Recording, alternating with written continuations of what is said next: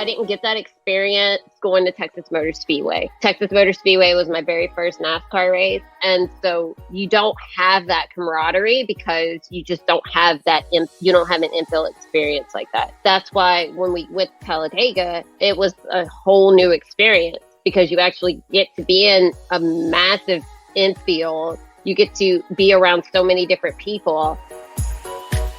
Welcome to the Crossing It Off podcast, where we believe living with intention through a bucket list lifestyle is a great way to bring yourself personal joy. As you are crossing items off your list, you're actually filling up your bucket. The more items you cross off, the more joy gets added, until eventually your joy spills over into the lives of those around you.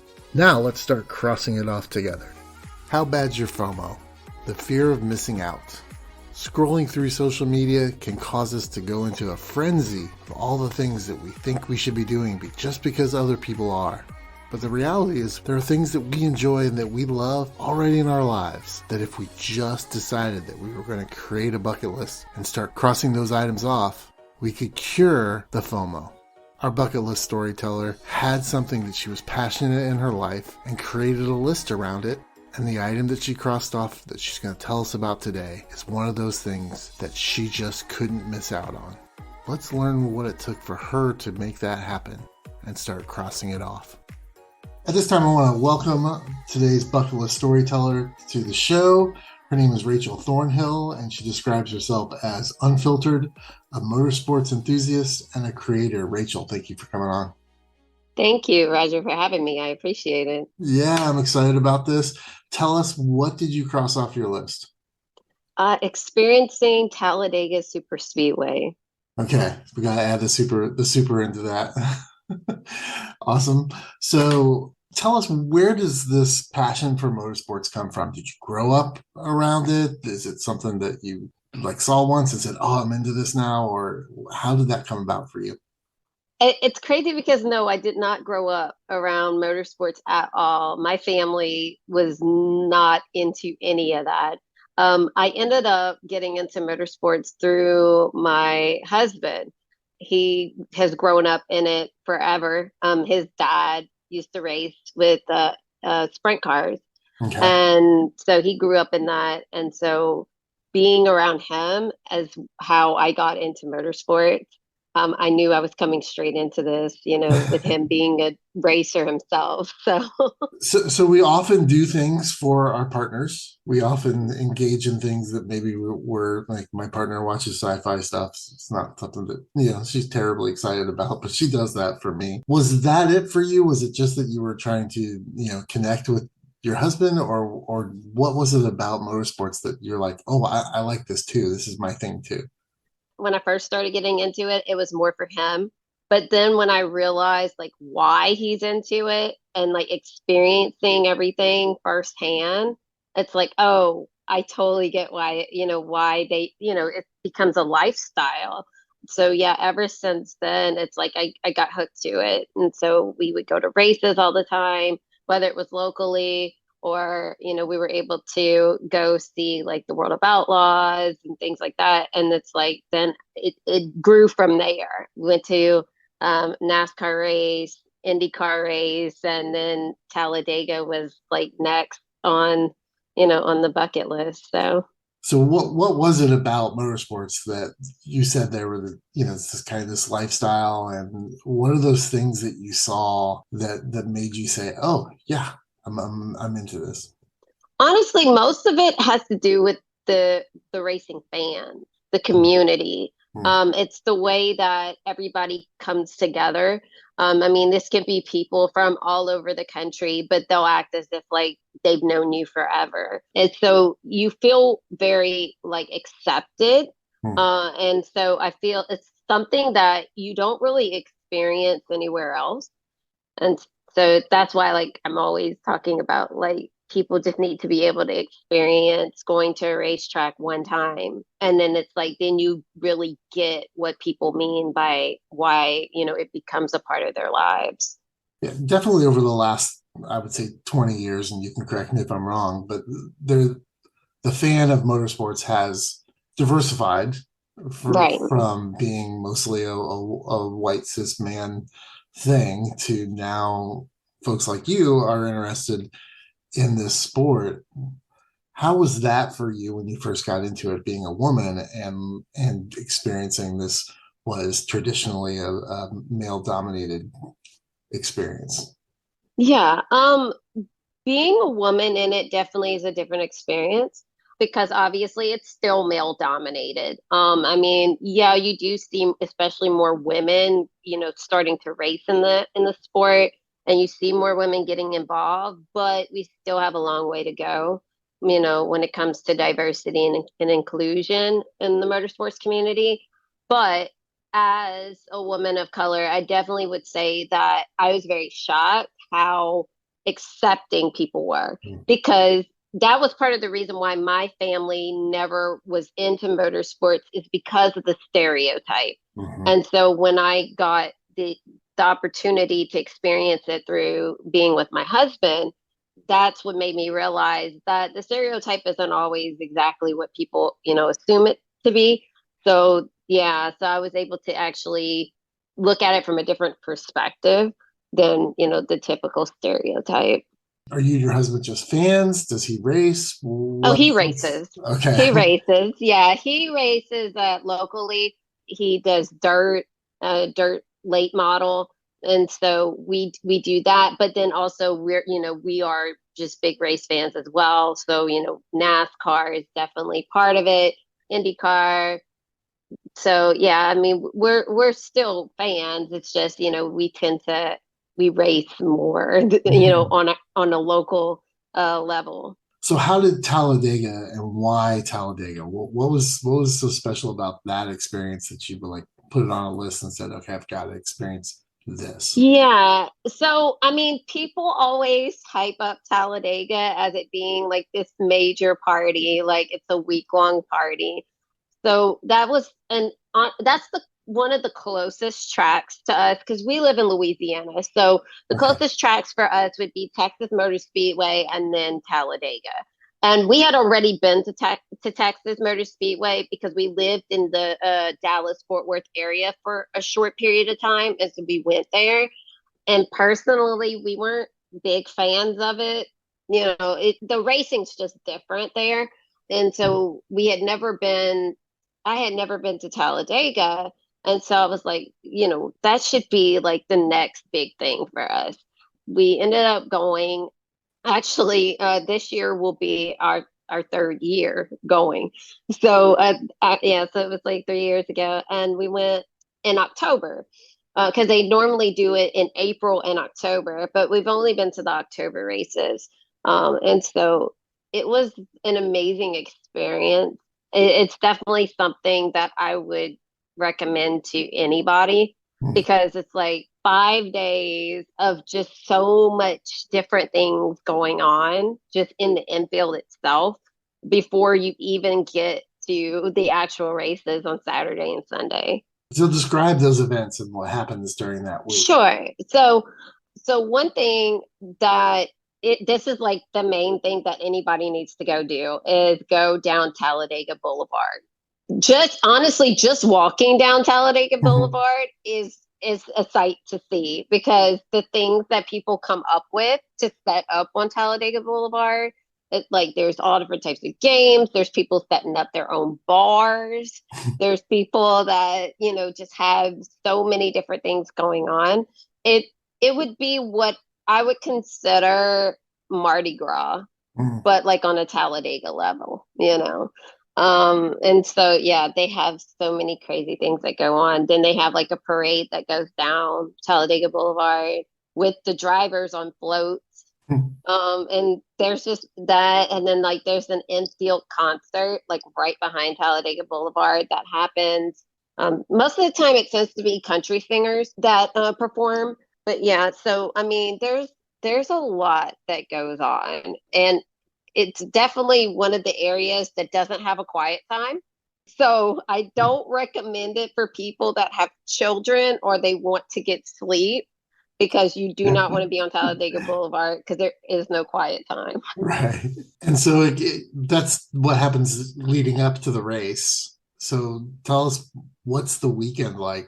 I'm curious, did you buy tickets that for the whole week, or was it just those two So days? because we camp in the infield, Mm. we actually just watch the races from the top of our RV.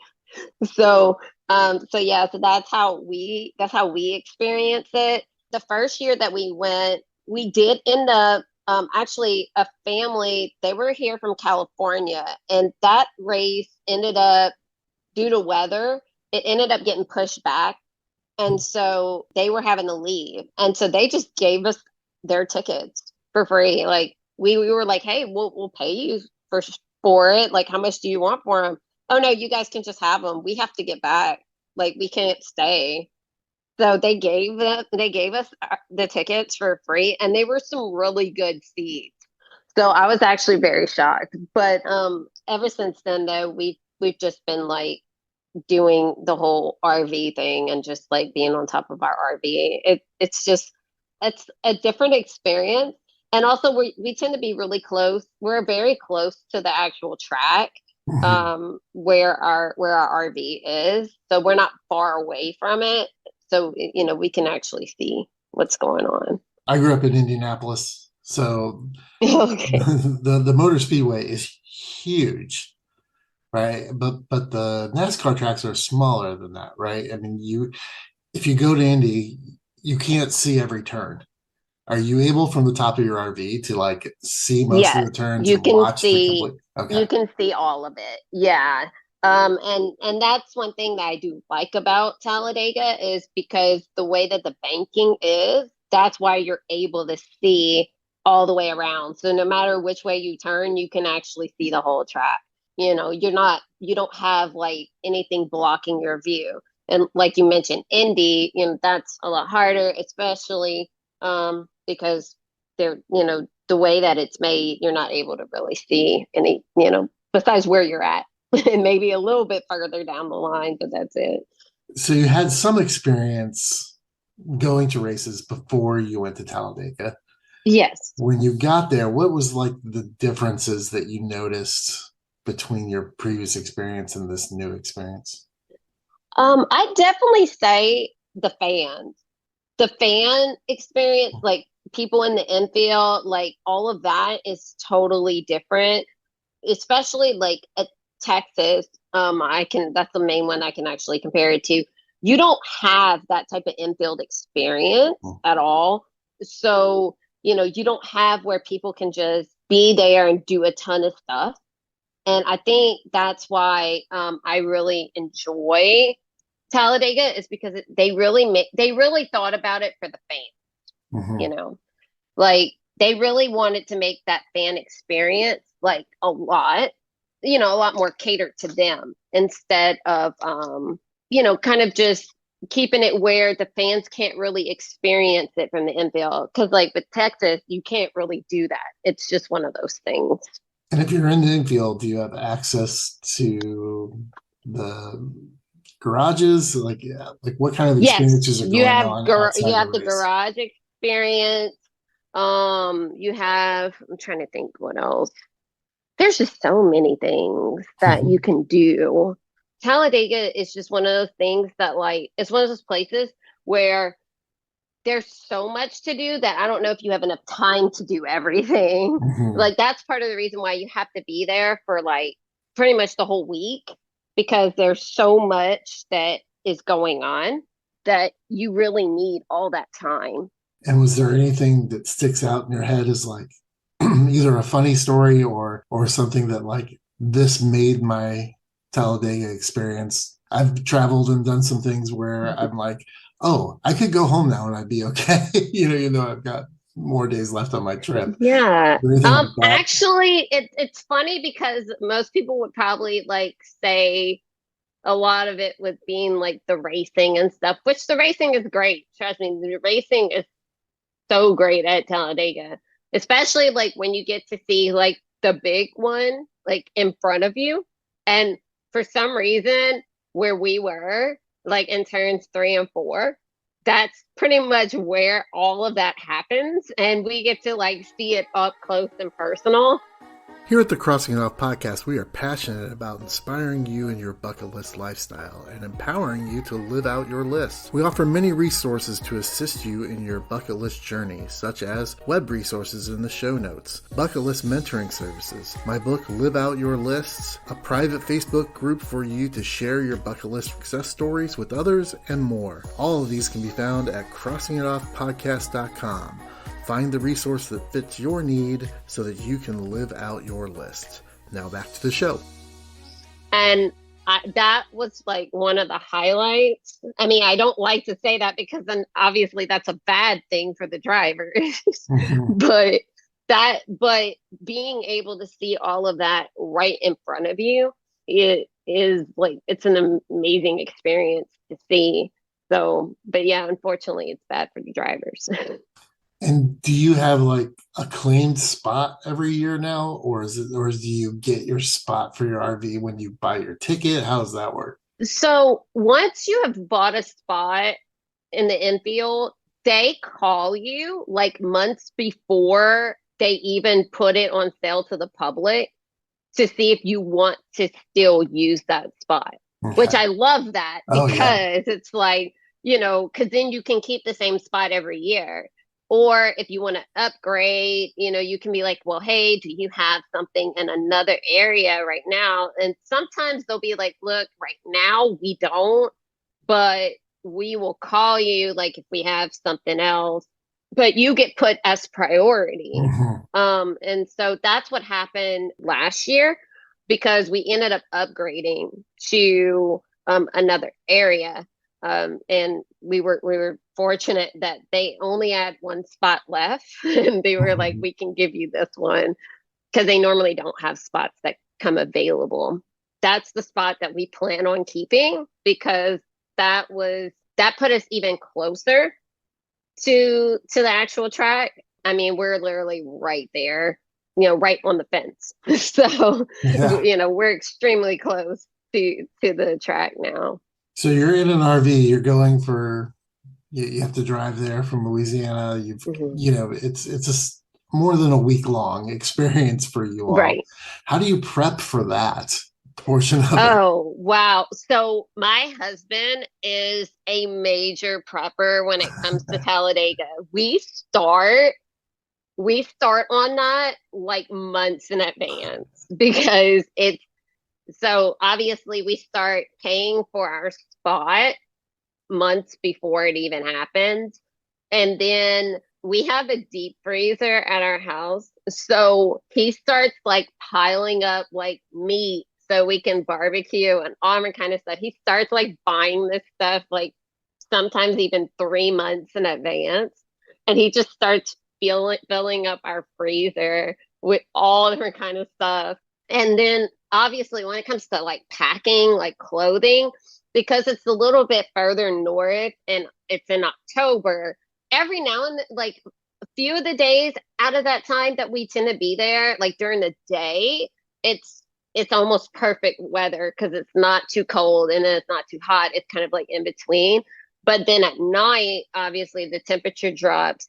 So you definitely want to have clothing that, like sweatshirts and things like that. You don't have to go extremely thick. Like it's not like a blizzard or anything, but Right. yeah, you definitely want to bring some, clothing that's made for colder weather. You could kind of it's more of like a mixture because you're still in the South, so it's like you don't have, it's not that cold, but Right. it's still cold enough for us because like we think like 60 degrees is freezing. So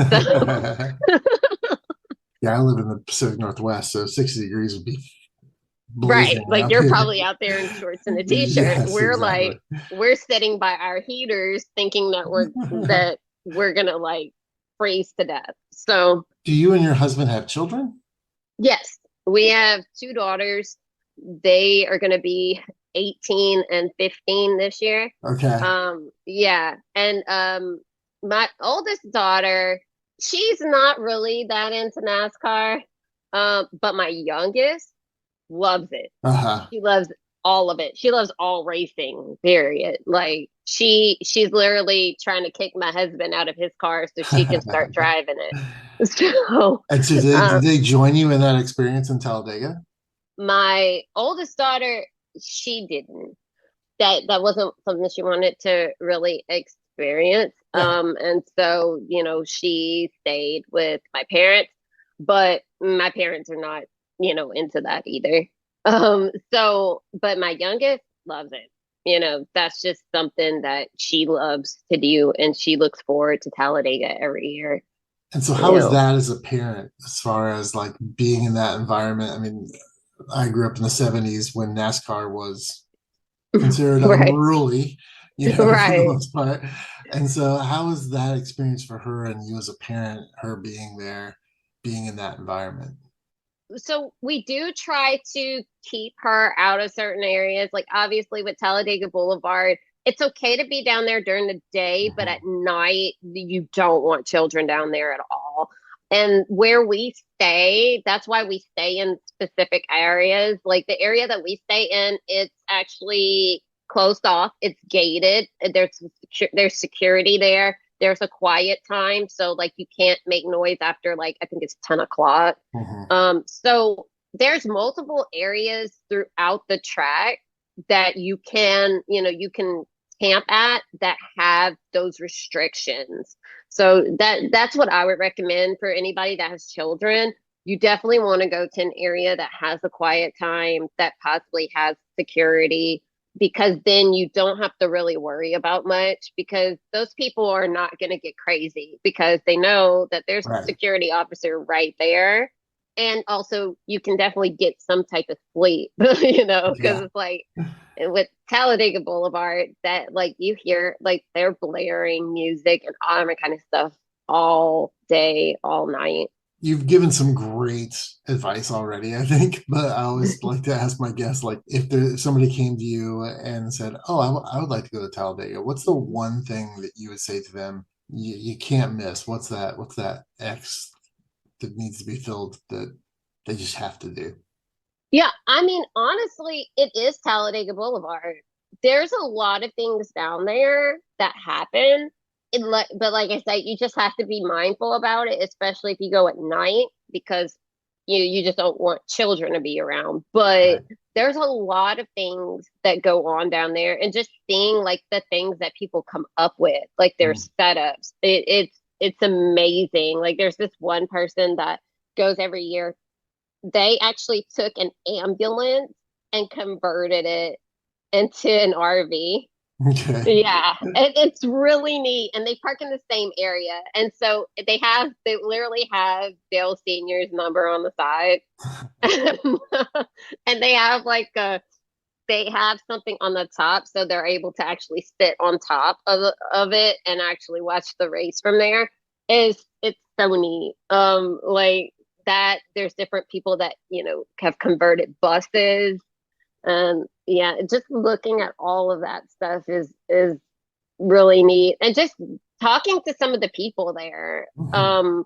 you'll meet so many people from like all over all over the US, and even like there was quite a few people from Canada Mhm. that we ended up running into. And there was a guy actually, he was from Australia. He had flown in um to meet up with some friends, and he was lost, and like I had to help him find like his camp spot because he got turned around. But yeah, I mean, you meet some of the neatest people at Talladega. Everybody just acts like they know each other. Like Mhm.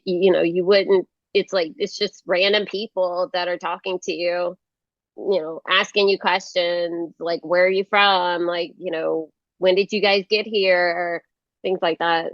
Yeah, community can form Hmm. wherever there's like-mindedness for sure, and that's a super good thing. Rachel, is there anything that you experienced that first time that changed the way either you looked at motorsports or the way you looked at the world or the way you looked at your relationship? Is there something that changed in you from having crossed that off?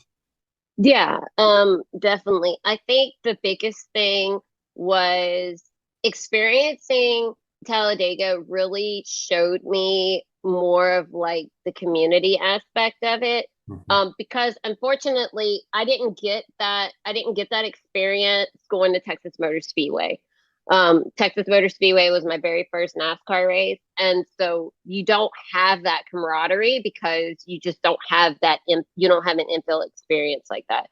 And so that's why when we went to Talladega, it was a whole new experience because you actually get to be in a massive infield. You get to be around so many different people. It definitely changed my perspective on NASCAR as a whole, like the whole community. That's awesome. So, Rachel, what's next on either your motorsports bucket list or, or just life in general? Are you looking to get into a car and Oh make no, gravel? getting in a car is not me. I prefer being behind the scenes and letting my husband and my daughter do that. But definitely on the motorsports bucket list, I have to say this one's going to be more dirt related. Mhm. Knoxville Nationals. I'd love to go to that. That is something that I've been wanting to go to for a very long time, and haven't made it to Knoxville yet. But that definitely the next one on my list. So you called So, it the Nationals. Is that the reason because it's the pinnacle, or is there another reason why you want to go do that? yeah, so the Knoxville Nationals is like the biggest dirt dirt race ever. I mean, that is like the one that everybody wants to go to. It's pretty much, I would say it would be the dirt version of Talladega. Like Mhm. that's the type of experience you're gonna get. And so yeah, that's like my my next one on my list. Rachel, tell us where can we connect with you online and with tell us about some of the things you're doing. Yeah, so my podcast is called Race Wife Unfiltered. You can definitely check it out on pretty much every streaming platform there is. And then I have Facebook, Twitter, and Instagram. So Facebook and Twitter is Race Wife Unfiltered. Twitter obviously was due to lack of characters. You can't type that all out, but it's RW and then U underscore Rachel. And that's how you can find me on those on social media. That's where I'm mainly on Facebook and Instagram. So you can definitely check those out for sure. And then, listen to the podcast. Can you describe what the podcast is Yeah. about? Yeah, so Race Wife Unfiltered is about my life as a race wife, but also I do interview many women in motorsports. I've had women in NASCAR, like such as Jacqueline Drake. I've also had NHRA, so Audrey Worm, who's a top fuel dragster racer. I also have quite a few other women that are going to be coming up on the podcast from all different motorsports because I want to make sure that they all get that platform that they deserve. That's awesome. Rachel, thank you so much for being here. I really hope you get to Knoxville and that you get to experience that. And if you do, please let me know and we'll get you back on. Yeah, definitely. I'll definitely let you know when I cross that one off. Thanks for being here, Rachel. Thank you. Glad to be here.